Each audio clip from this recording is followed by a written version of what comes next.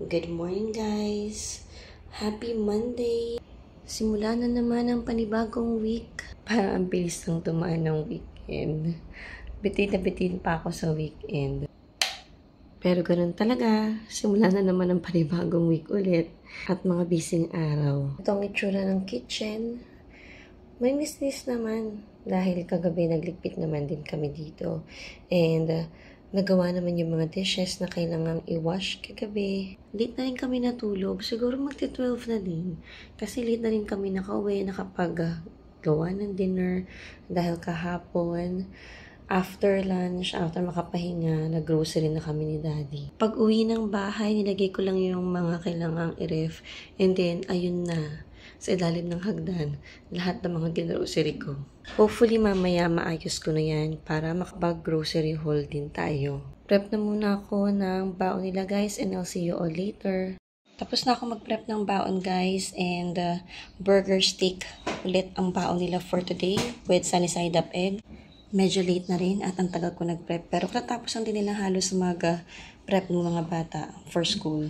Kaya medyo sakto naman, pero feeling ko kasi late na dahil nag 6:20 na alarm na. Happy Monday, guys! Ito pala yung aftermath ng pinaggawan ko.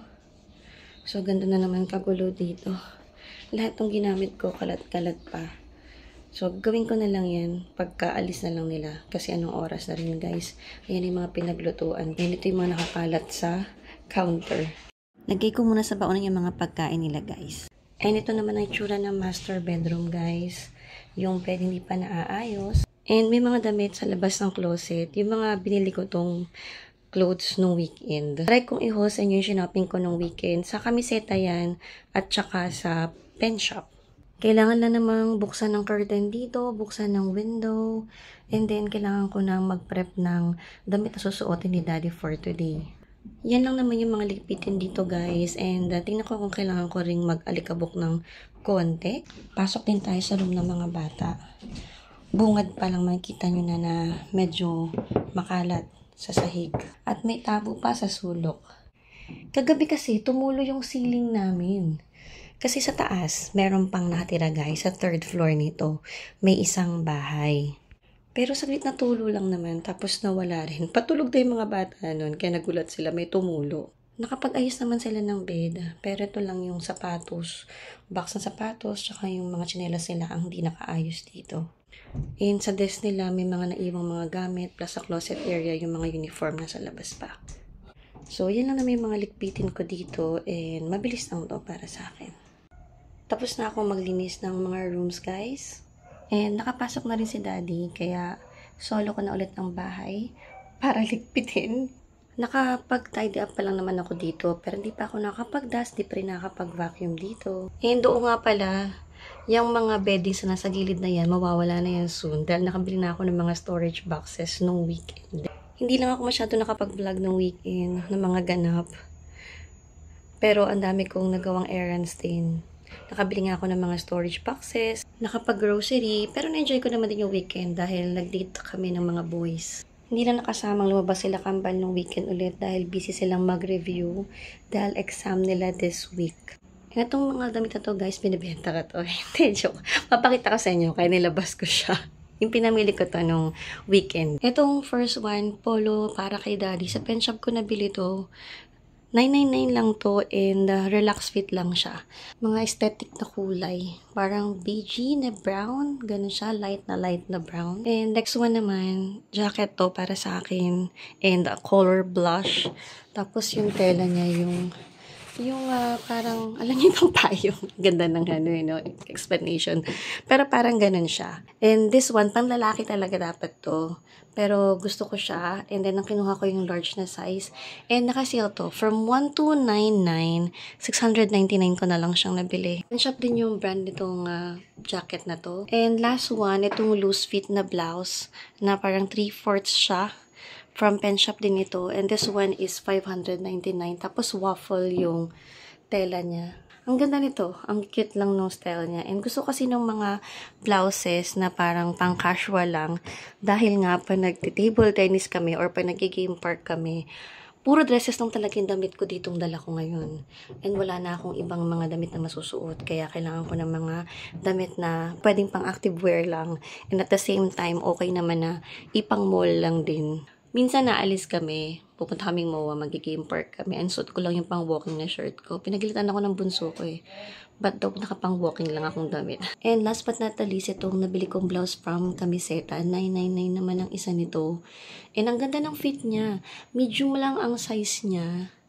Pero kasya siya sa akin. Alam niyo naman na hindi tayo sexy. And ang ganda talaga ng itsura niya. And ang mura pa nito, 999 lang siya. Hindi ko pa siya na-esteem kaya ang hirap ma-appreciate no kasi lukot-lukot pa.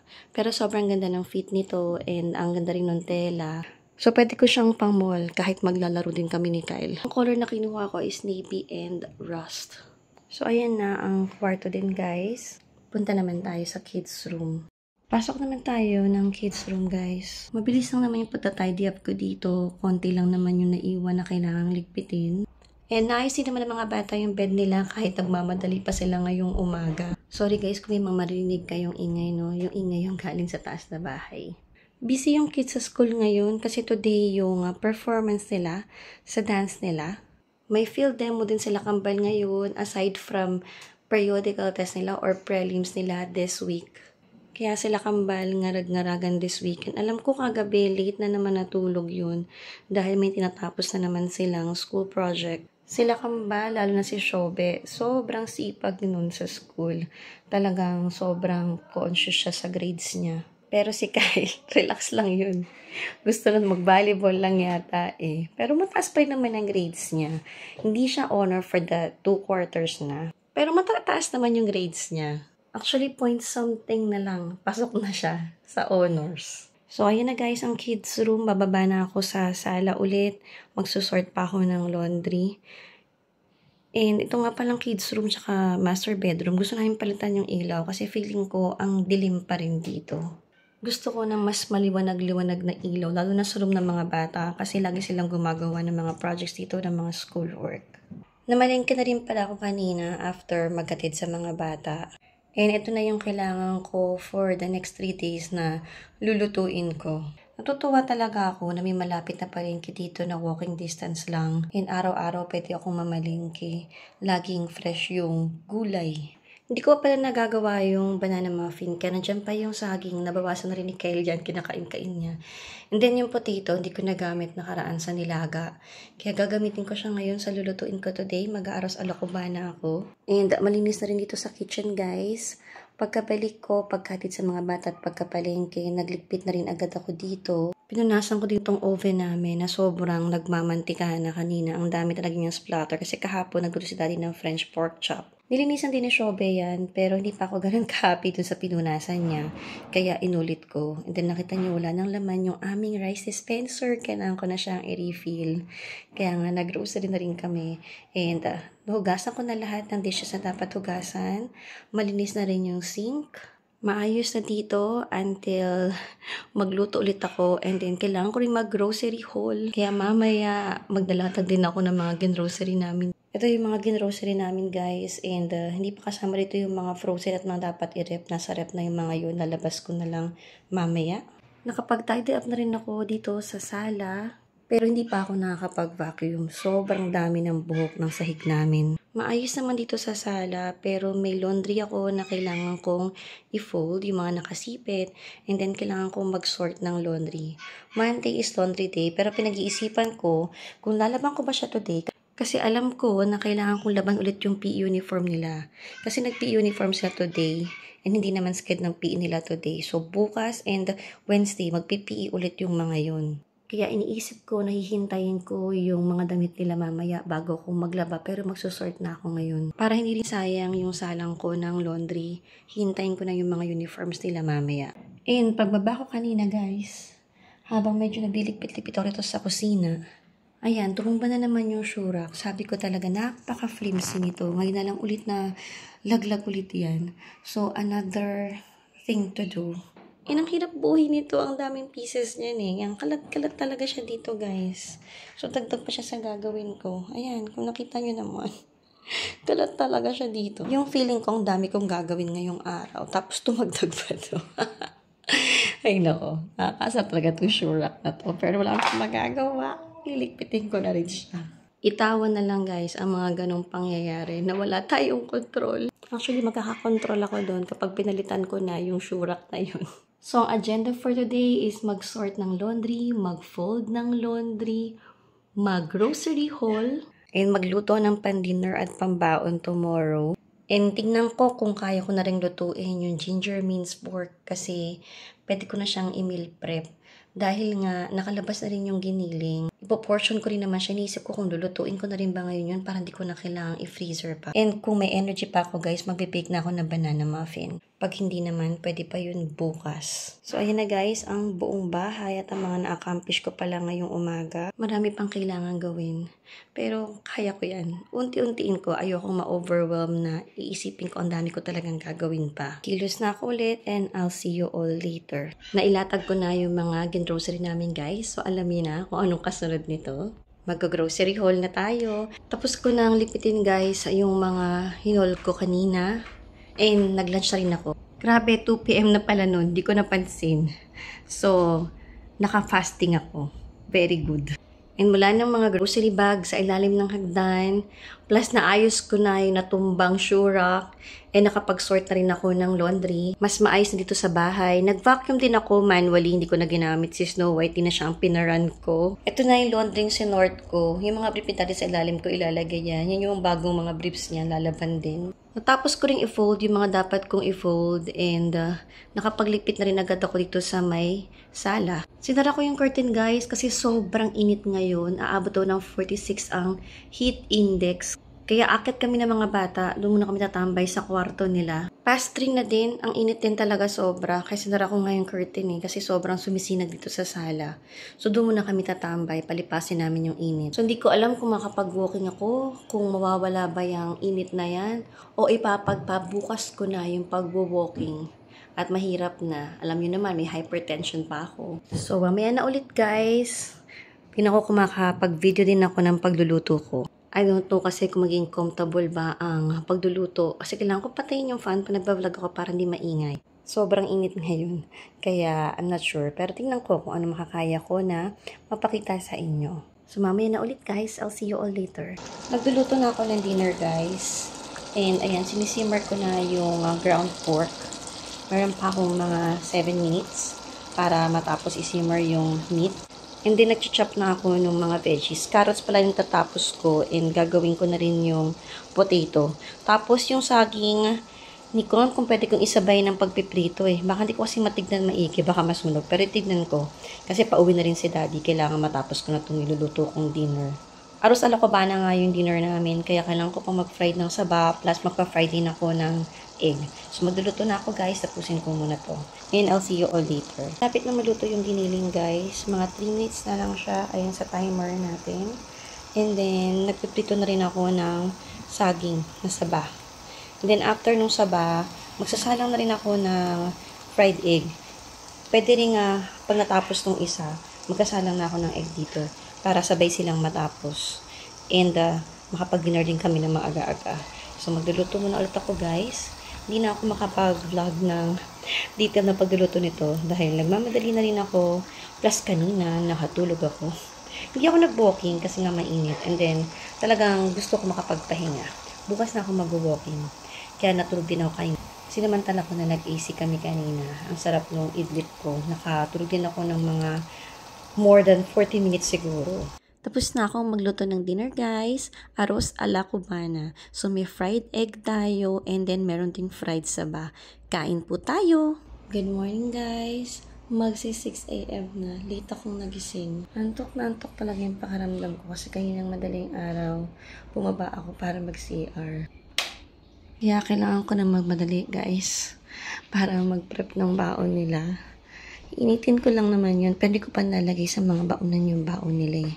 Hiwa-hiwalay kasi na initan dapat. Yung pang-aros ala cubana. So, gawin ko na yun guys. And, I'll see you all later. Pakita ko muna sa inyo itsura pa ng bahay. And, yung laundry. Ngayon ko yung gagawin. And, overall naman maayos yung bahay. Kasi nag-ayos naman din ako kagabi. Prep na talaga ako ng baon nila guys. Tapos na ako mag-prep ng baon guys. And, tumulog na rin yung alarm ko ng 6:20. So, kailangan patapos na rin yung mga bata. Kay Daddy tsaka kay Kyle, sa kanila yung may saba. Hindi kasi mahilig sa sabay yung kambal eh. And itong walang saba, ito yung para kinakambal. Grabe, sobrang na-miss yata nila to. Kagabi, ang dami nilang kinain. Kahit si Daddy, ang dami talaga nilang kinain. Si Kyle, nagpaluto pa ulit siya ng additional na tuna egg. And si Shobe rin, gusto pa niya daw ng egg whites. Kaya nakakatuwa naman. Tuwang-tuwa ako kasi gusto nila yung luto ko. Happy Tuesday, guys! And ito na pala yung tsura ng pinagawan ko. Maayos na. Doon na lang yung tira para sa akin, para sa lunch ko. And lahat ng pinagawan ko, nasa sink na. Yung mga kailangan hugasan. Inayos ko na rin to, nilagay ko na. Para mamaya hugasan ko na lang. Pack ko muna to, lagay ko sa mga baonan nila, guys. And I'll see you all later. Katapos ko lang maglinis sa baba, guys. And pasok naman tayo sa master bedroom. As always, yung higaan lang kailangan kong ligpitin. Buksan lang ang curtain, buksan yung window. And tapos na rin ako agad dito. Kailangan ko na rin siguro mag-dust ng konti. Plus, kailangan kong yakit si Snow White para ma-vacuum yung sahig. Yung bed pala namin, guys, ilagyan niya ng parang patungan pa ni Daddy para si Snow White makapasok sa ilalim niya and hindi mag-iipon ng alikabok yung ilalim. Ligpit na muna ako dito, guys, and ayusin ko rin yung damit na susuotin ni Daddy for today. Hindi ko pa natatanggal yung mga beddings dito para ilipat na sa laundry area within this week. Target kong matapos yan. Kahapon sobrang busy rin talaga. Ang dami ko rin ginawa kaya hindi ko na rin natapos yun. And talagang hindi ko siya gagawin ng Monday. And ngayong Tuesday naman kailangan ko namang maglaba dahil di ako naglaba kahapon. Pakita ko na rin sa inyo yung kids room, guys, bago ko mag-ayos sa room namin. Kagabi sobrang late na naman natulog ng dalawa. 12:00 na naman. May tinatapos na naman silang project for school. And kanina 6 a.m. na sila bumangon. Magki 6 a.m. na. Pagkabangon ko actually na kagigising lang din nila halos nun. So ako na, guys, yung gagawa nito dahil alam kong pagod na rin yung mga bata. Sila kambal para magawa pa to. And nagmamadali na rin talaga sila. So ayan, guys, magliligpit na muna ako. Ayos akong dam si Daddy and I'll see you all later. Tapos na ako magdinis ng master bedroom, guys. Nakapag-dust na rin ako dito, pero hindi pa rin siya nababacuum yung sahig. Mamaya ako na gagawin yun. Iakat ko si Snow White dito. Nakapasok na rin si Daddy. Hindi ko na napakita sa inyo yung outfit niya for today. Nag-aayos pa kasi ako ng room nung umakyat na siya para magbihis na rin para pumasok. Medyo late na rin kasi ako umakyat dahil tinapos ko muna yung mga dapat linisin sa baba bago ko umakyat dito. Mabilis lang naman ayusin tong bedroom. Wala naman masyadong gamit dito. Plus, lahat naman ng gamit may mga pwesto sila kaya napakadali lang ligpitin. And ayoko rin talaga ng mga visual clutter sa room kaya lahat talaga nakatago sa mga cabinet sa closet. Habang nagbibisi Daddy kanina, natapos ko na rin siyang ligpitin yung bed and then saka ako nagdust. And mabilis lang din yung pagdadas kasi konti lang naman yung kailangan kong i-dust. Punta naman ako sa kids room, doon naman ako mag-aayos ng room nila. One room done na. And let's go to the next one. Tapos na ako maglinis ng kids room, guys. Maliit lang naman yung room, kaya ang bilis lang din ayusin ito. Plus, lahat naman ng gamit dito may mga pwesto sila, kaya ang dali lang ibalitin sa mga pwesto ang mga gamit. Natanggal ko na din lahat yung mga nasa desk nila. And nagdust din ako dito. Pinunasan ko yung table nila and yung mga dapat i-dust na gamit dito sa room nila. Maayos na yung bed. Pinagpag ko rin maigi yan. Para naman mamaya masarap yung tulog ng mga bata. Alam kong pagod na pagod din yun. Exam week nila kambal ngayon. Kaya sobrang busy sila. Plus ang dami nilang ginagawang schoolwork. Nakakaawa nga rin yung dalawa eh. Sana after nito makapag-relax naman sila ng maigi. Nabili ko na rin sa cabinet yung mga nasa labas ng closet tapos yung mga hanger na iwan lang sa labas ng closet. Malinis na rito. Yung sahig na lang ang kailangang ipa-vacuum kay Snow White mamaya. Pagkaakyat ko kay Snow White, pati ito papavacuum ko na rin sa kanya. One room done na naman. Isa-isang room lang. Then kapag napagod, pwede nang magpahinga para hindi tayo na-overwhelm sa house chores. Tapos na ako maglinis ng sala and ng kitchen, guys. Nakasalang na rin yung dishwasher at saka yung first load ng laundry. 2 loads of laundry yung gagawin ko today. Yung dark colored clothes and yung light colored clothes. Hindi ko yung ginawa kahapon kasi hinintay ko yung uniform ng mga bata. Para may sabay ko na dun sa salang ko ng laundry dahil alam ko kakailanganin nila yun. Pero sabi ni Kambal parang hindi naman. Pero okay na din yun, at least andun na pag kailangan nila. Malalaban ko na today. Malinis na yung buong bahay, guys. Nakapag-vacuum na rin ako dito sa baba. Nag-manual vacuum na lang ako dito. Kung makikita nyo na may itim-itim, guys, sa mga tiles, basag din sa tiles, hindi nakukuha ng vacuum at saka ng steam mop. Kahit anong gawin kong pag-steam up, hindi na talaga yan natatanggal. Ang gusto ko pang magawa mamaya, makapaglinis ng electric fan. Kapag may time pa ako, dahil ang alikabok na ng mga fan namin. Pero kailan ko lang nilinis yun. Namalengke rin nga pala ako guys ulit kanina. Konti lang naman yung binili ko. Bumili lang ako ng egg, nitong saba, tapos potato at saka yung spring onion. Yung lakatan, nung nakaraang pamalengke ko pa yan, and hinihintay ko rin siyang mag-ripen para magamit ko sa banana muffin. And I think today pwede ko nang gamitin yan. And isa yan sa mga target kong magawa today, makapag-bake din ng banana muffin. Maayos na sa kusina guys, and pasensya na kayo kung narinig kayong ingay.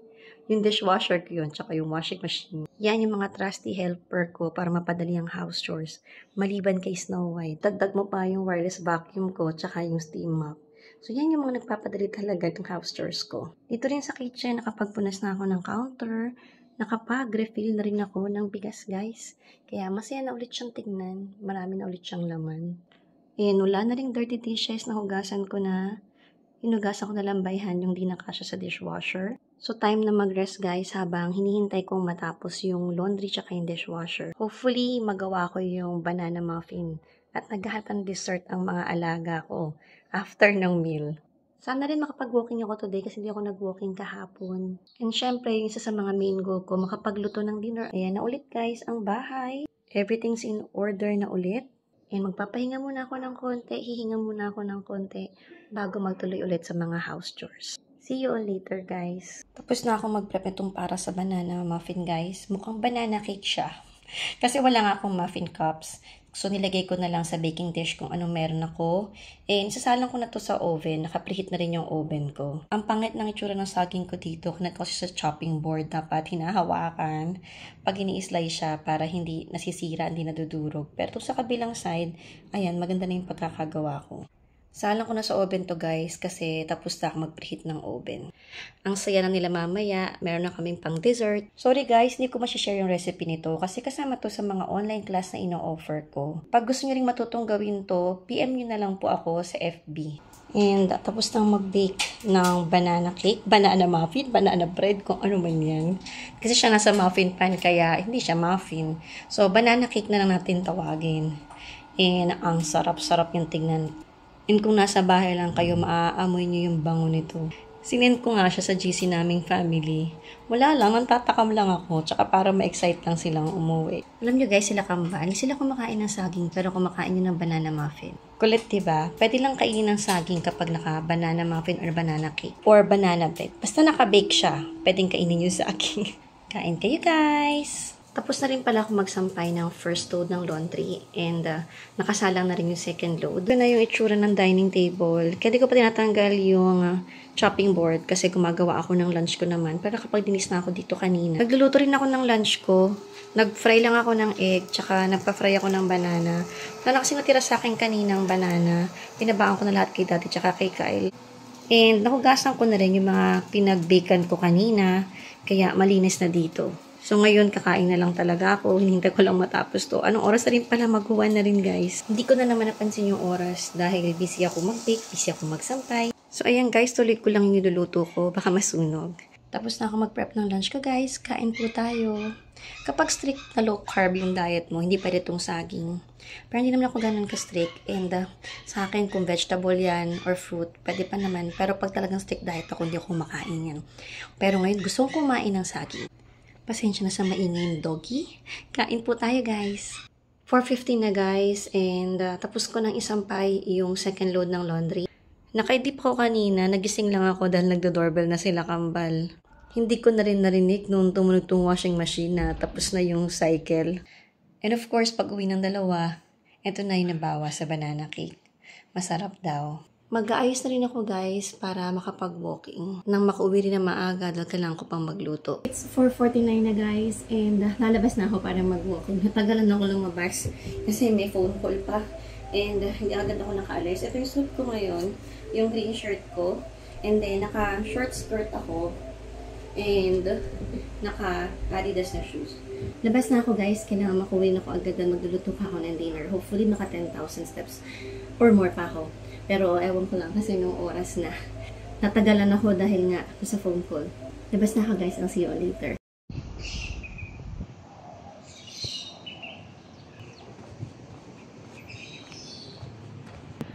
Ang ganda na ng weather, guys. Ang sarap na niyang pang walking. Pero late na. Halos magpa 5 na. Well, sana makatapos pa rin maaga-aga. Dahil kailangan ko pang magluto ng dinner. At para maka 10,000 din agad ako.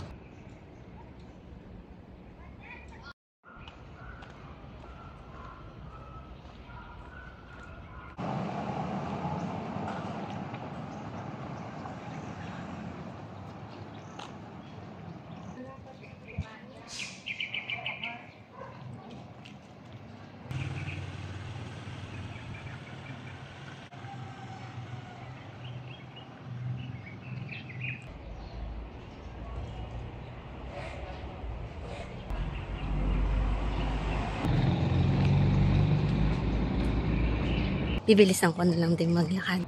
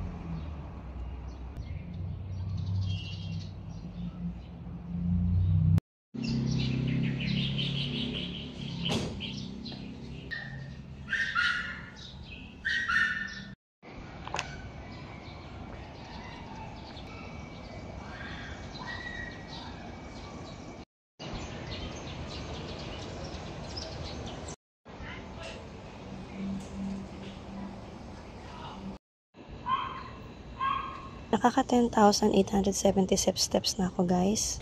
And uuwi na ako. Okay na yun for today. Bukas naman ulit. Goal ko lang naman talaga today makatapos ng 10k steps. Pero pag uwi ko nito, halos 11k na yan. So uwi na ako, guys. And magluluto na ako ng dinner.